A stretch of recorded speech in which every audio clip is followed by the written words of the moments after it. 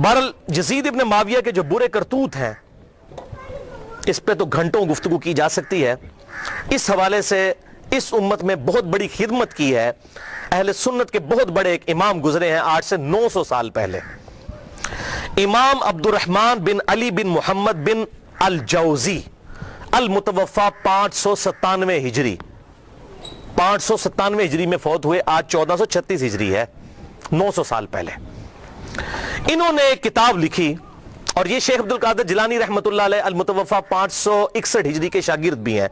मुहद्दिस इब्न जौजी, इनको अहले सुन्नत कहलवाने वाले तीनों गिरोह अपना इमाम मानते हैं, बरेलवी, देवबंदी, सलफी यानी अहले हदीस, और अहले तशय्यो भी इनको बड़ी कदर की निगाह से देखते हैं। मुहद्दिस इब्न जौजी को इनकी बहुत खिदमात है हदीस की फील्ड के एतबार से, हत्ता कि इमाम इब्न तैमिया और हाफिज इब्न कसीर और इस तरह के बड़े बड़े जो लोग हैं जो खुसूसन अहले हदीस मकतब फिक्र के लोग जिनको बड़ा अपना इमाम मानते हैं, वो इनको बहुत इज्जत की निगाह से देखते थे और उनकी बड़ी तारीफें की हैं उन्होंने अपनी किताबों में, क्योंकि ये तो उनसे भी बहुत पहले गुजरे हैं।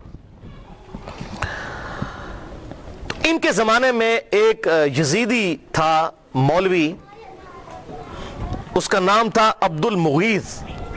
उसने एक किताब लिखी कि यजीद को हमें बुरा नहीं कहना चाहिए, ये सब उसके ऊपर झूठे इल्जाम है। हत्ता कि बुखारी मुस्लिम में भी जो हदीसें आई हैं उसने कहा ये बस इसी तरह है, जिस तरह आज भी मुनकरीन हदीस है ना, वो बुखारी मुस्लिम की हदीसों को कहते हैं हम नहीं इन हदीसों को मानते, तो मुनकरीन हदीस हमेशा से रहे हैं। तो उसने वो हुकूमती मुल्ले होते हैं ना, हुकूमतों से पैसा लेके तो फतवे देते हैं, आज भी लोग देते हैं, तो उसने एक किताब लिखी अब्दुल मुगीस ने। तो उस वक्त फिर मुहद्दिस इब्न जौजी मैदान में उतरे और उन्होंने ये किताब लिखी अर्रद्दु अलल मुतअस्सिबिल अनीद अल मानिअ मिन ज़म्म यजीद। ये उस सरकश और जिद्दी का रद्द है जो यजीद की मजम्मत करने को बुरा समझता है। ये किताब का नाम उन्होंने रखा और फिर वो पोल खोले कि किसी का इन्होंने लिहाज नहीं किया और जो कर सकते थे इन्होंने किया। अल्हम्दुलिल्लाह ये किताब इमाम इब्न तैमिया अल मुतवफ़ा 728 हिजरी, हाफिज इब्न कसीर अल मुतवफ़ा 774 हिजरी और बड़े बड़े अहले सुन्नत के आइम्मा ने इस किताब की बड़ी तारीफ की है, अपनी किताबों में लिखा। और अल बदाया वन नहाया तारीख इब्न कसीर में हाफिज इब्न कसीर ने इस किताब को मेंशन करके कहा कि इस किताब ने उम्मत का दिल ठंडा कर दिया है और बड़ी सही तरीके से पटाई की है यजीदी पार्टी की इब्न जौजी ने। ये इब्न कसीर ने लिखा और ये किताब अल्हम्दुलिल्लाह उर्दू तर्जमे के साथ शाया हो चुकी है। शाह नफीस एकेडमी लाहौर वालों ने, जो देवबंद मकतब फिक्र का एक इदारा है, उन्होंने इसका तर्जुमा शाया कर दिया है। हमारी वेबसाइट ahlesunnatpak.com पे इसका PDF मौजूद है, डाउनलोड भी आप कर सकते हैं। टोटल ये 80 सफ़ात पर मुश्तमिल है किताब। टोटल 160 है इसके सफ़ात, 80 सफ़ात उस मुतरजम ने अपने कमेंट्स किए हैं और 80 सफ़ात पे उसका किताब का तर्जुमा है।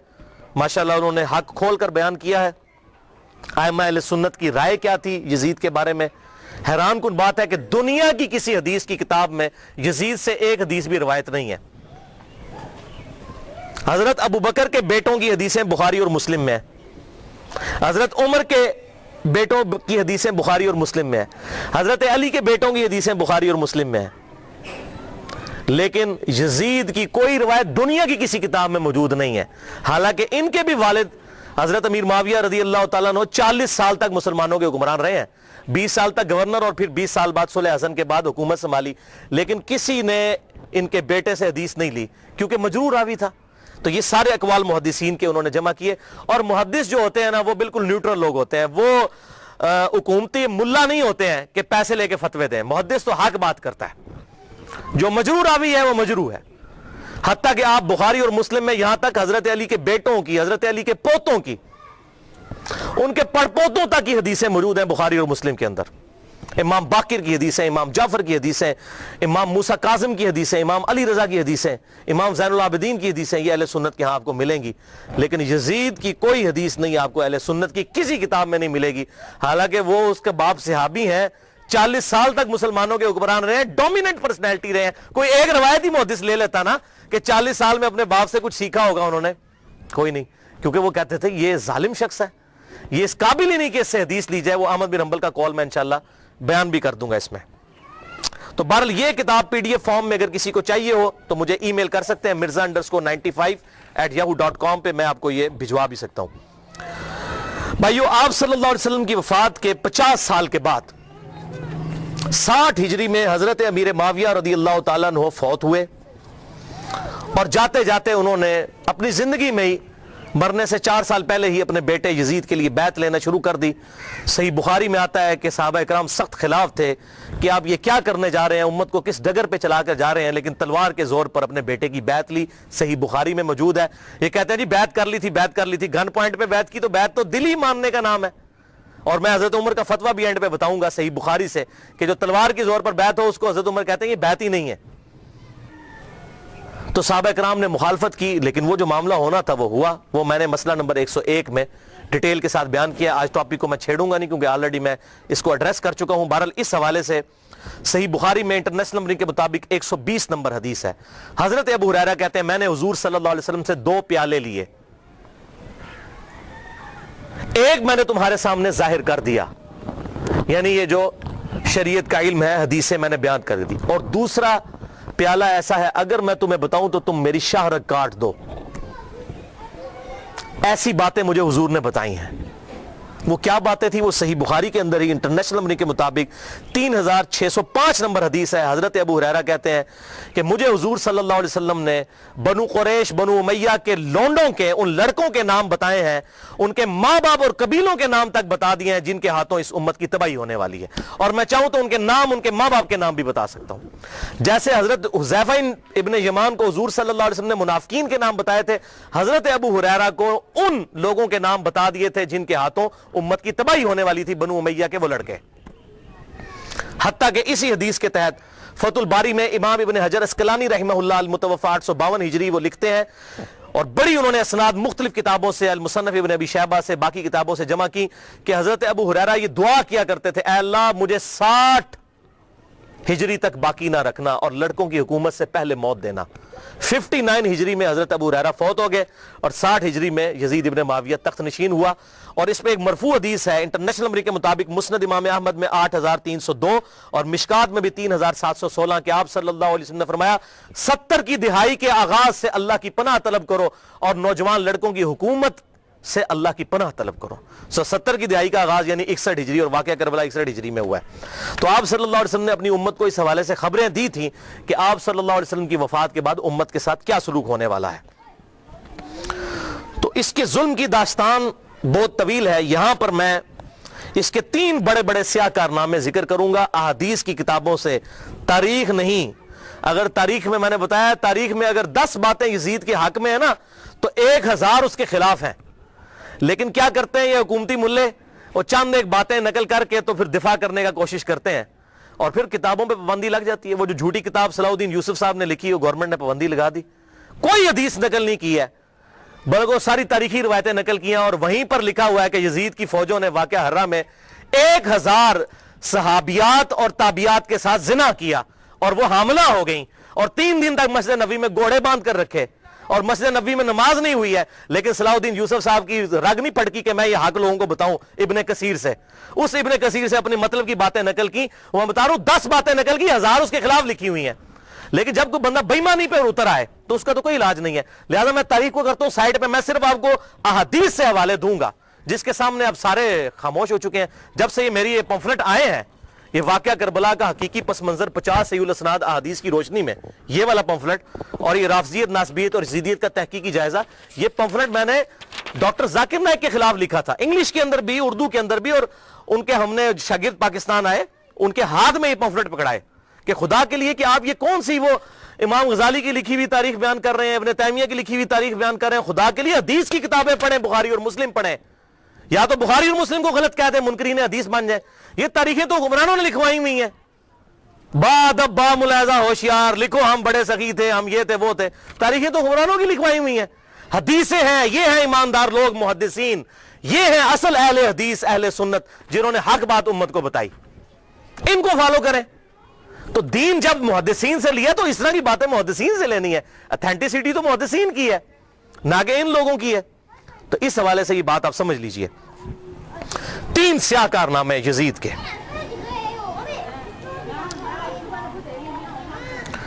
पहला स्याह कारनामा 61 हिजरी में आप सल्लल्लाहु अलैहि वसल्लम की वफात के बाद 50 साल के बाद उबैदुल्लाह इब्ने ज़ियाद को गवर्नर लगाकर اس کے ذریعے سیدنا حسین ابن علی رضی اللہ تعالی عنہ کو شہید کروایا. 18 اہل بیت میں سے اور 54 لوگ دوسرے شہید ہوئے واقعہ کربلا کے دوران. ٹوٹل 72 لوگ. اور اس کا ذکر صحیح بخاری میں انٹرنیشنل نمبر کے مطابق 3748 نمبر حدیث میں موجود ہے, اور صحیح مسلم میں 6309 نمبر حدیث کے اندر بھی موجود ہے کہ جب حضرت حسین کے قتل کے بعد حضرت امام زین العابدین علی ابن حسین رحمہ اللہ تعالی جب مدینہ شریف آئے تو ان کے ہاتھ میں حضور کی تلوار تھی جو حضرت علی کے پاس تھی, اس کے بعد مولا حسین کے بعد تھی, مولا حسین کے بعد زین العابدین کے پاس آئی. صحیح مسلم 6309.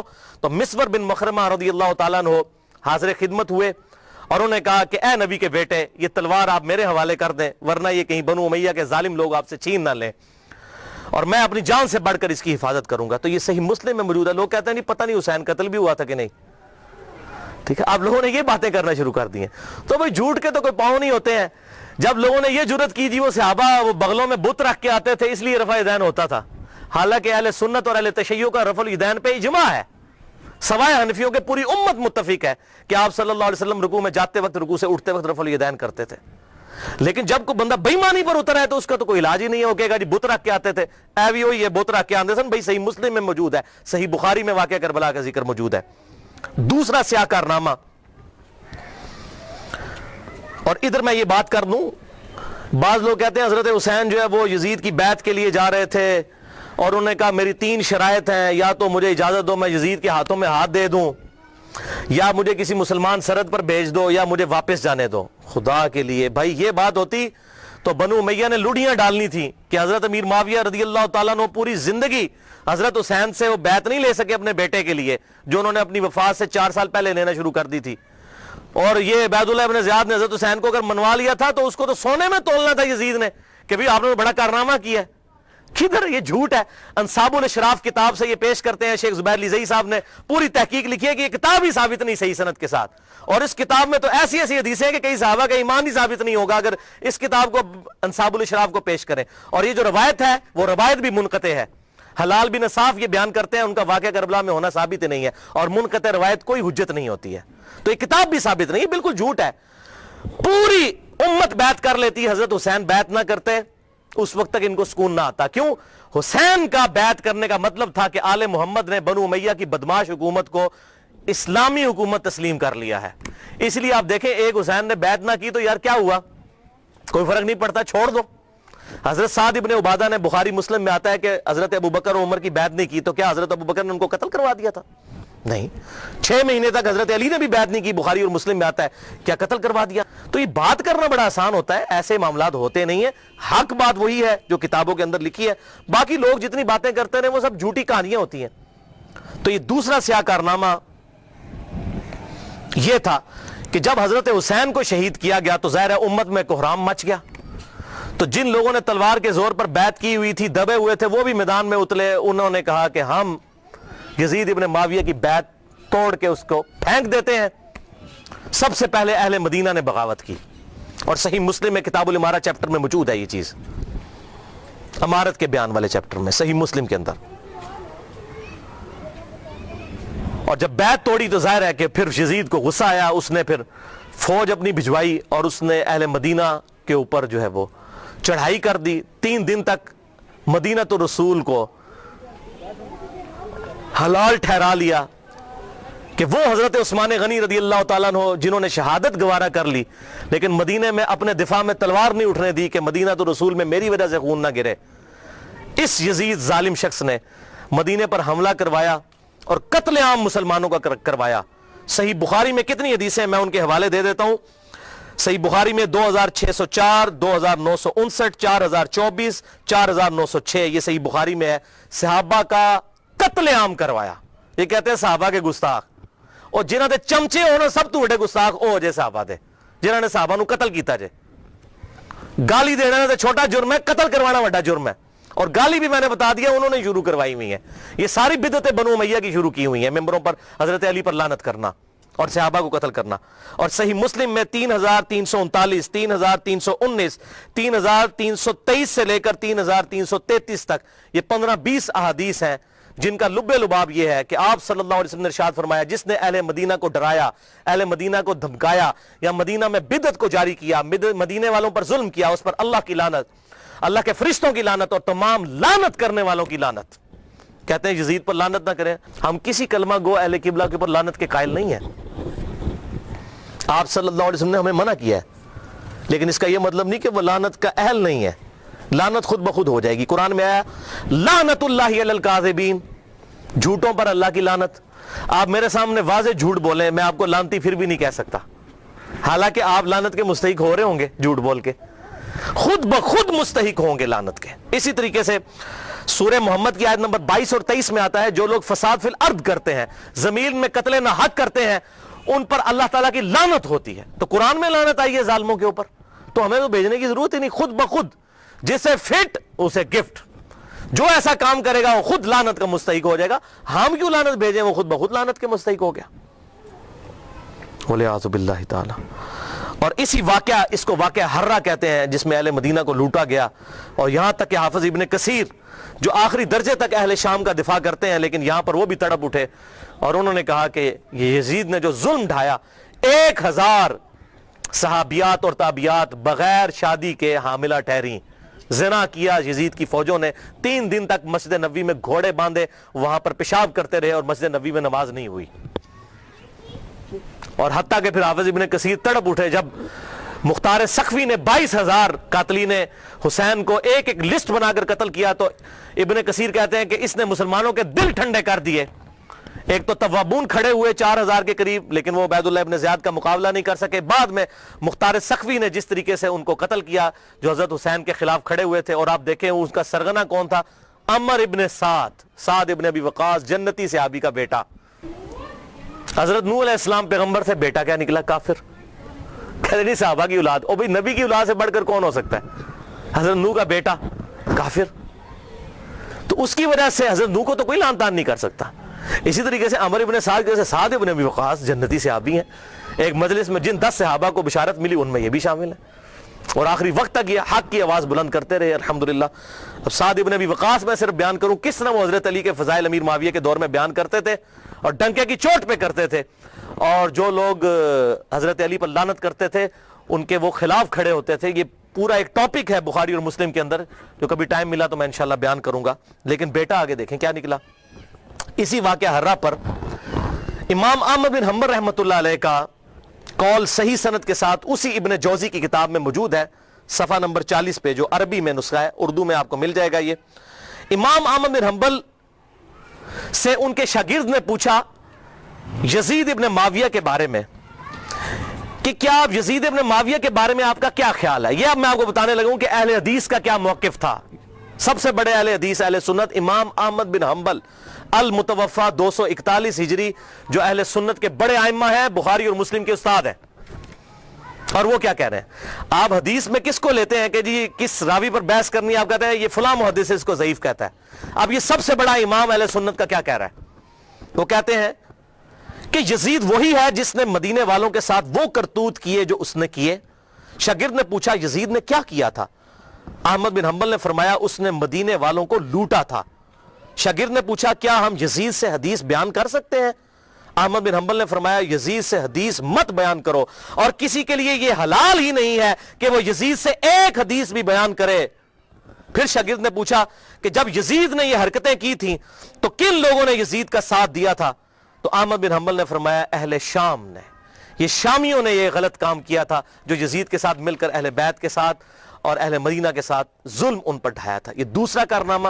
اور تیسرا سیاہ کارنامہ 64 ہجری میں اسی دوران حضرت عبداللہ ابن زبیر رضی اللہ تعالیٰ عنہ, یہ وہ صحابی ہیں جن کے بارے میں صحیح بخاری میں آتا ہے, جب مسلمان ہجرت کر کے مدینہ شریف آئے تو یہودیوں نے کہا ہم نے مسلمانوں پر بندش کر دی ہے, ان کے گھر اب اولاد نہیں ہوگی. تو سب سے پہلے بیٹا پیدا ہوا حضرت ابو بکر کا نواسا عبداللہ ابن زبیر, حضرت عائشہ کی جو بہن تھی اسما بنت ابی بکر, ان کا بیٹا عبداللہ ابن زبیر. اور حضور نے اپنے مبارک ہاتھوں سے ان کو گٹی دی تھی کھجور چبا کر, صحیح بخاری میں آتا ہے. یہ وہ ہیں عبداللہ ابن زبیر صحابی. یہ بھی حضرت حسین کی طرح جن چند بڑے لوگوں نے بیعت نہیں کی، کون کون تھے ان میں؟ حضرت حسین ابن علی، علی کا بیٹا، حضرت عباس کا بیٹا عبداللہ ابن عباس، ابو بکر کا بیٹا عبد الرحمن بن ابی بکر، اور زبیر کا بیٹا ابن زبیر، عبداللہ ابن زبیر۔ تو یہ نمائندہ شخصیات ہی سامنے آتی ہیں نا۔ مجھے بتائیں، آج اگر زرداری اور نواز شریف مل کے عمران خان کی بیعت کر لیں تو کیا یہ دو بندوں کی بیعت ہوگی؟ پوری پارٹی کی۔ یا عمران خان اور زرداری مل کے نواز شریف کی کر لیں، یا عمران خان اور نواز شریف مل کے زرداری کی بیعت کر لیں، تو کیا یہ دو بندوں کی بیعت ہوگی؟ پوری پارٹی کی۔ وہ کہتے ہیں نہیں سب نے بیعت کر لی تھی، اور بھائی نمائندہ شخصیات تو امت کی یہی تھی نا، باقی تو سارے بیچارے اسی طرح ہوتے ہیں۔ حسین تے نہیں روزانہ ماما جمنیاں، حسین بڑھنا سوکھ ہے۔ آپ نے بخاری میں حضرت ابو ہریرہ کا قول سن لیا کہ وہ کہتے ہیں مجھے ڈر ہے میں ان لوگوں کے نام بتاؤں تو مجھے قتل کر دو، تو انہوں نے اپنی جان بچائی۔ جان بچانا بھی فرض ہے، لیکن اعلیٰ ترین درجہ یہ ہے جو صحیح مسلم میں حدیث ہے، انٹرنیشنل نمبر کے مطابق 177 نمبر حدیث صحیح مسلم کتاب الایمان میں، کہ برائی جب دیکھو تو ہاتھ سے روکو، ہاتھ سے نہیں روک سکتے زبان سے، نہیں تو کم از کم دل میں برا جانو، لیکن ذالک اضعف الایمان، یہ ایمان کا سب سے لوئسٹ درجہ ہے۔ تو حضرت حسین لوئسٹ درجے پر تو نہیں تھے بھائی، جس کے جینز پروفٹ کے جینز ہوں، جس کا بلڈ اور خون نبی کا خون ہو، وہ لوئسٹ درجے پر ایمان رکھے گا؟ وہ تو آگے بڑھ کر باطل کا مقابلہ کرے گا۔ یہی وجہ ہے کہ حضرت حسین جو ہیں انہوں کو یہ ٹائٹل ملنا تھا۔ اور یہ بھی آپ بات یاد رکھیں، حضرت حسین نے حضور کی زندگی میں کیا کارنامہ کیا ہے؟ 6 سال عمر تھی، حضور صلی اللہ علیہ وسلم کی وفات ہو گئی۔ کارنامہ کرنا تھا۔ اسلام تقوی کی بنیاد پہ کسی کو ٹائٹل دیتا ہے، ان اکرمکم عند اللہ اتقاکم۔ حضرت حسین نے کون سا کارنامہ کیا تھا؟ کارنامہ بھائی کرنا تھا۔ جنتی نوجوانوں کا ٹائٹل اس لیے ملا کہ انہوں نے وہ کام کرنا تھا کہ جب امت سو چکی ہوئی تھی انہوں نے امت کو جگایا، اور ایسی بھی امت جاگی کہ آج تک جب بھی کہیں پر ظلم ہوتا ہے حسین کی مثال پیش کی جاتی ہے۔ لوگ کہتے ہیں کیا ہوا جی، حسین کے ساتھ بھی تو 72 لوگ تھے نا، اگر ہم تھوڑے ہیں۔ سورہ نحل میں آیا کہ ابراہیم علیہ السلام اکیلے ہی پوری امت تھے۔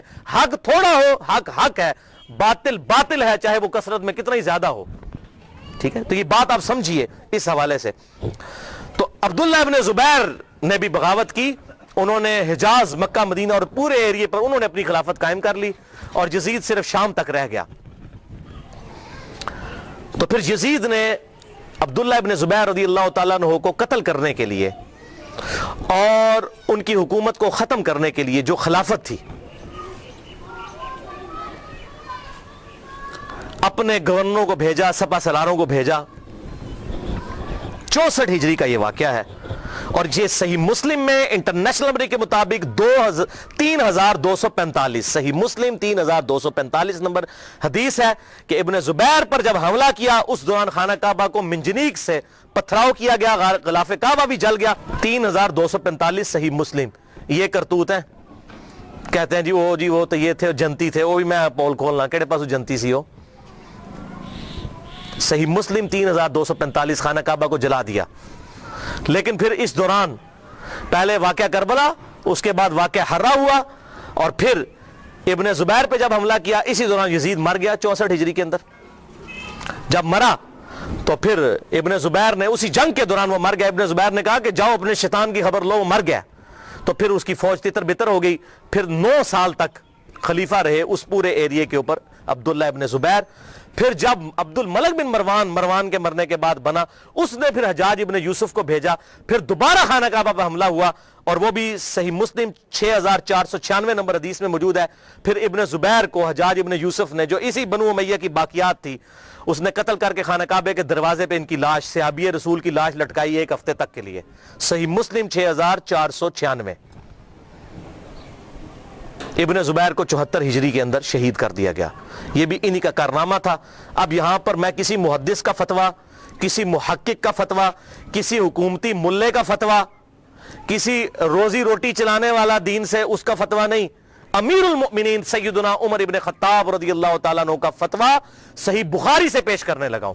انٹرنیشنل نمبر کے مطابق صحیح بخاری میں 6830، سیدنا عمر کا جب آخری حج تھا تو آپ کو کسی نے آ کر خبر دی، اس کے بعد آپ شہید ہو گئے، کہ لوگوں میں یہ چیما گوئیاں ہیں کہ جب عمر مر جائے گا تو ہم فلاں شخص کو اپنا خلیفہ بنا لیں گے، خود ہی چن لیں گے۔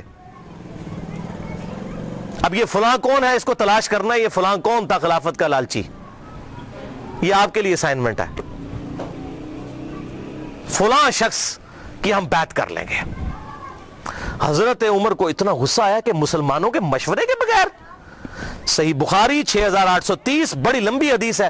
حضرت عمر فاروق رضی اللہ تعالیٰ عنہ ممبر پر چڑھے اور ابن عباس کہتے ہیں کہ میرا گھٹنا جو ہے نا وہ بالکل ممبر کے ساتھ ٹچ تھا جب میں نے یہ حضرت عمر کا خطبہ خود سنا. اور حضرت عمر اتنے غصے میں تھے, میں نے کہا کہ آج تو یہ, بلکہ صحیح بخاری اسی حدیث میں آتا ہے کہ عبد الرحمن بن عوف کہتے ہیں کہ آپ تو عرفات کے میدان میں خطبہ دینے لگے تو میں نے کہا امیر المومنین یہاں پر ہر طرح کے لوگ موجود ہیں, کوئی پڑھے لکھے ہیں, کوئی ان پڑھ ہیں, تو آپ کی بات کا کوئی اور مطلب نہ لے لیں, آپ صبر کریں, مدینہ جا کے خطبہ دیں. تو مدینہ شریف جا کر پہلا کام حضرت عمر نے خطبہ دیا 6830 بڑی باتیں ارشاد فرمائی, اور پھر اس میں ارشاد فرمایا ورڈ بائی ورڈ, لفظ بائی لفظ حضرت عمر کے الفاظ. صحیح بخاری 6830. دیکھو خیال رکھنا کہ کوئی شخص بھی بغیر مسلمانوں کے مشورے کے اور بغیر اتفاق رائے کے تم پر مسلط نہ ہونے پائے, ورنہ اس کا انجام قتل و غارت ہوگا. اور وہ آپ نے دیکھا کتنی قتل و غارت ہوئی. حضرت حسین کو شہید کیا گیا, واقعہ ہررا ہوا, پھر خانہ کعبہ کو جلایا گیا. پیچھے کیا رہ گیا؟ مکے کی حرمت پامال, مدینے کی حرمت پامال, اہل بیت کی حرمت پامال. اس سے زیادہ کیا کر سکتا تھا؟ اور حضرت عمر نے پہلی پیشن گوئی کی تھی مسلمانوں کے مشورے, تو وہ تلوار کے زور پہ کیا گیا.